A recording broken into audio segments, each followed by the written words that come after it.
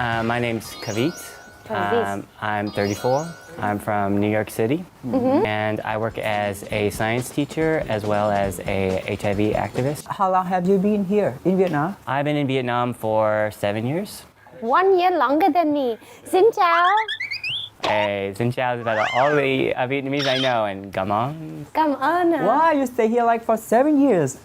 You know, it's just not a language that connects with me. I tried so hard. Where did you stay? So for most of my time it's been in Saigon, but I was in Haiphong for a little while. Hải Phòng. Why do you choose Vietnam to leave and start your career? So when I was in university, I had a professor who did work here in Ho Chi Minh City. When I was looking for places to go outside of the United States, I was like, yeah, that's where I want to go. Okay. What do you like the most in Vietnam? Honestly, it's the food from foreigners. Foreigners food? I know that's not a popular opinion, but Vietnam has a really great foodie scene that also some Vietnamese people, chefs, are getting involved in. Yeah. You can get all of the world's food Yeah. in these really cheap places. And I love it. International dishes all in one place. Yep. Yeah, that's correct. I also like that there is a sense of hope or promise here. I feel like when I left America, people were sort of feeling like nothing was really going to happen anymore. They sort of just gave up. And when you come here, the Vietnamese people have a real sort of sense that the promise is still in the future and things can get better. That's how I feel about Vietnam. I feel people in Vietnam are very present, very here and now, and quite hopeful and friendly. Specialty of Vietnamese is the warm heart. Right. Yeah. So I have an example. I lost all of my clothes twice. How did you lose all of your clothes? Did you go partying and Same just question. forgot your clothes? What did you do? It was in a hotel, right? And my clothes got stolen. In Thailand, I felt like they gave me clothes, but they had some sort of you need to do this for me. In Vietnam, the people at my work, they're just like, here, let me buy you some pants. And I was like, oh. Nice with no reason. Yes. No, I think they have a big reason because he looks so sexy. I get this kind of feeling that you're so handsome but so shy and cute, like a puppy. I'm really shy until you really get to know me. Okay. Then you take your underpants off and you shoot. I'm more of an observer, and then when I get comfortable, Okay, Yeah. I see. Can we talk about your childhood? When did you recognize that you are different from the other boys? When I was in 6th grade, I had a crush on a girl, which I didn't actually know was a crush on a girl. Okay. And then I never had one again. I don't feel anything. I don't know what's happening. And then I was in gym class. Okay, gym class. Do you have a gym class story? No. Nope. I used to be really, really skinny and really small and had huge glasses and bunch of acne. I think I weighed maybe 45 kilograms. 45. Oh, wow. My family didn't have a lot of money, so we didn't have a lot of food. So I just, I was, not great. So when I was in gym class and I would see these jocks, it's I noticed something was different about Alaska, please. I misinterpreted it as me sort of hero worshiping them. And it was just sort of became obsessive hero worshiping them. Oh. I joined track in order to sort of watch the jocks. Hey there, handsome. I can see your butt. Alaska. Then I was at a hardware store one time, and that was undeniable at that point. So that was how old? I was 14. With that age, you had to face with many difficulties, right? Yes, so I grew up in a Muslim household Where was that? in New York City. New York City, in a Muslim household. In America at the time, there was a lot of very anti-gay. Now, Anti-gay. not so much. And at that time, there were so many things the national conversation every day was about how gay people were bad, how gay people were evil. Spreading HIV. I heard things like that. Yep. For about 2 or 3 years, I became very sort of ashamed of my sexuality. Yeah. Yeah. And I just never really talked about it. And how could you overcome that feeling? I moved out of my house, How old were you? 16. Why did you move out? My family wasn't great. My mom was actually a wonderful woman. But and she was sex rights activist, women's rights activist in the Middle East. In the Middle East. So My mom's Arab and my dad's white. I'm very interested. I'm very interested to know. Your mom is Arabic and your dad is white, and you grew up in New York. And you had a good relationship with your mom. Yes. And your dad, no, not really. No. He didn't like that I was gay. I mean, we never really talked about it. Yeah. But like one day I was researching on the internet a school project. Well, and it was for a book, but at the same time I was researching like, how do you know if you're gay? Okay, I understand. And I woke up one day to find my dad had found all of that on the internet and became very like angry about it. And so I pretended that I was just researching it for that book. Smart way to lie, but not good. Not good. My mom was Muslim, my dad was Christian. Everyone in the Middle East is sort of like strong religious and anti-gay. There's a lot of complex movements in there. There's a lot of people fighting for queer rights, like very, very anti-gay. Like, for example, you become a man in Middle Eastern society when you get your first beard. How old were you when you got your first beard? 15. Whoa! 15? 15 when he got a beard. Wow! You must have been the hairiest guy at school. I call it a beard mitzvah. A beard mitzvah is when you become a man. Beard Mitzvah. But what ended up making you move out of the house? My family didn't like my education. Where did you study? When we came to the United States, we're sort of the belief that you should become a blue-collar kind of person. Blue collar, like businessman. Well, no, that's white collar. Oh, sorry. So like the truckers, the mechanics, that kind of stuff. Okay. My dad couldn't read, and I was in gifted and talented programs.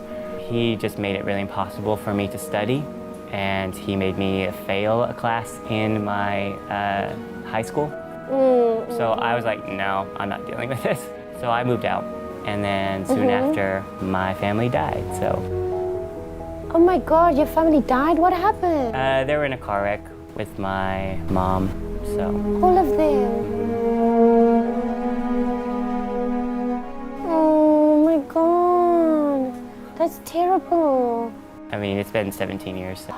And now, do you have any other family members? No, I create my own family. Promise you can be my brother from now on. Imagine. I'm like speechless. Yeah, I'm also speechless. Like, I can't imagine. How did you get through that? You know, when I was very young, I sort of was very strong about my own identity. I sort of knew who I was. I sort of separated out. But very quickly, I sort of realized that when you're orphaned, you have to be everything for yourself. So I am my cheerleader. I'm the one who motivates me. I'm the one who tells me that I'm being dumb. You having to be strong all the time, you can sometimes be perfectionist towards yourself. Yes. This is something it took me a while to realize when I was watching other families work. Your mom might, be the one who encourages you and tells you, like, you're doing great, Your dad's like, do better. Yeah. Right. Be stronger, do better. Your brother and sister are maybe your confidants, and they sort of there. But I knew that I needed to be all of those people, and I just had to keep going. My approach to life is that you just have to keep walking one step ahead at a time, even if you're walking into a wall. So inspirational, hey? You should be very proud of yourself. That's really so much courage. Like, I can't imagine what I would do if I was in that situation. Me too. And then what happened? Where did you go? I lived with a Saudi businessman in his closet. Saudi businessman in his closet. Well, I mean, New York City is expensive. Whoa. I wanted to... Was it a nice closet? Well, no, but he wasn't there often. Okay. So I just had like a cot in the closet, and I just lived there. When life is so hard to you, do you have any close friend or Oh yeah. to share it? Yeah, my friends are my family. Sometimes I don't think they know that. I have one, my best friends who lives in the state of Montana now, and I have a great friend in Panama. I have a very good friend here. He's one of the drag queens over at Genderfunk. Yeah. His name is Sen. I have some people who I trust and love. Friends everywhere, hey? You're an international citizen. Yeah. Yeah, I think I come across very intimidating to a lot of people or slightly scary. Yeah. Well, then, so I don't know if it's my physical thing, but my face is often reading like, I'm gonna kill you. Inside, I'm like, everything is great and wonderful. Yeah. I think it comes across often as closed off. Yeah, so like when I'm at a bar where nobody ever talks to me out there. Oh, you better go talk to him when he's at the bar. I don't like to go to the bar actually. Have you ever approached a guy at the bar? Not yet. Wait, Why? Because I don't want to do that like that much. You want to be approached. Not really. So you never flirt with people, but you don't really want them to flirt with you either. Actually, yeah. So what? How does that work? why? I live in a traditional house and I don't like to go out to make friends or flirting. Solitude So kind of many guy. times. Yeah. Would you say Kind that of. you're solitude-y? I like my alone time. Yeah, I'm definitely more of an introverted person, you know? So you usually, if you're going to engage me, you're going to want to do it on some deeper topics, which is hard in a bar, yeah? I mean, I get that. Yeah. I still challenge myself to go out and talk to people at a bar. Usually when I go and walk by them, they get all nervous, walk away. Can you imagine him nervous? Not, You're so handsome. well, I mean, I can be nervous at a bar. It's not my normal like setting. Like a couple like small things are, right? If you want to talk to me at a bar, you have to go up and talk to me. Okay. I'm not the best at this. So tell me about a love story. I haven't been on a date in 10 years. 10 years. I've had a couple boyfriends in my life. Yeah. I actually DJ'd my ex's wedding in Mumbai. What songs did you play? Well, I do music journalism, and he really liked my music tastes. And I actually introduced him and his husband. Holy moly. So were you broken up at the time when you introduced him to the new husband? Oh, Or- yeah. And they are very good together. So they invited me to their wedding to give a speech and to DJ, and it was really nice. A lot of us still have to go through sort of the high school love that straight people go through. Ooh, high school love. You know, that's sort of overly dramatic, like everyone is sort of like, oh, it's my first love, it's the biggest thing in the world, I'm never gonna fall in love again, oh my God, Ever what's gonna together, happen?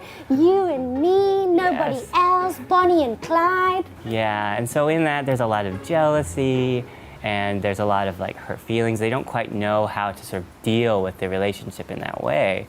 But for me, like I've never been jealous. I think that by losing people in my life, I know that I'm just glad to have them around. Like no matter what.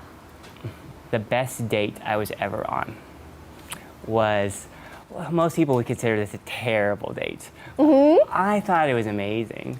So we were supposed to go out to a bar, and he's a graduate student, and I was a university student taking. Here in Vietnam? No, in Seattle, where I went to Seattle. university. And he was like, "Oh yeah, we're gonna go out to a bar," and when he picked me up in his car, he's like, "Actually, the Canadian election returns are on tonight. Can we go watch that?" And I was like, Yes, please. I had known nothing about the Canadian election system, and he sat down there and explained it to me, and I was like, oh my God, I'm so enamored right now.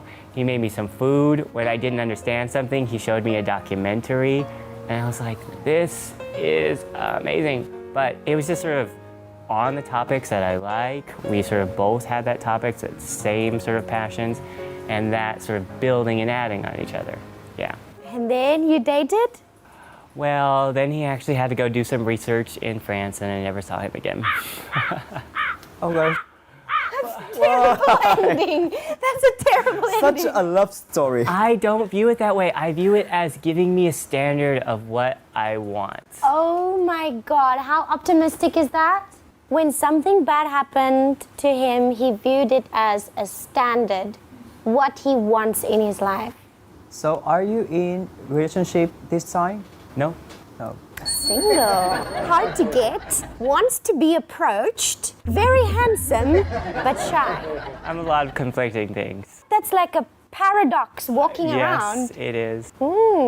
So let's talk about the LGBT community in Vietnam compared to, you said New York, right? I lived in New York and Seattle. Can you tell us a little bit about the LGBT community over there compared to how it is here? I think there's a lot less people who feel like they need to sort of hide their sexuality. In Vietnam. In America. But in Vietnam, it's different. Yeah, so many times I'll meet a Vietnamese guy who is out when he's here. But when you go to his hometown, yeah, that's not happening. Super secret. Yeah, I understand that. I don't think anybody should ever be forced to come out until they feel like they need to or they're comfortable to. But in America, it's more like common. You'll see bigger bars, you'll see like many different bars. And I think there's just a little bit more awareness about sexual health in sexual America. health within the LGBT community. Yeah, those are your biggest changes. So do you have any plan for your future in Vietnam? So in my future, for right now, I just want to develop these HIV programs out in there. I like to work with other sort of gay organizations, and I'd like to do something called volunteering. Volunteering? Volunteering? What's that? Do you know queer? Queer, yeah. Volunteer? Volunteer and volunteer. Oh, I got it. There's a lot of foreigners I know who would love to get involved in this. And last summer during the Pride events, I actually had a small booth that I was trying to get referrals between like foreigners and gay organizations. So I'd like to sort of develop that. Do you have any message that you want to share with the LGBT community? Yeah, the idea that you're gonna come out once is a misconception. I wish I had known that very early, that I have to every day often think about if I'm going to come out. I have to do that at my job, I have to do that in everyday situations, and that you get stronger at it each time, but use each time as practice to where you can become more comfortable with it. As a gay person, you come out every single day in every single situation. Yes. Thank you so much for sharing with us.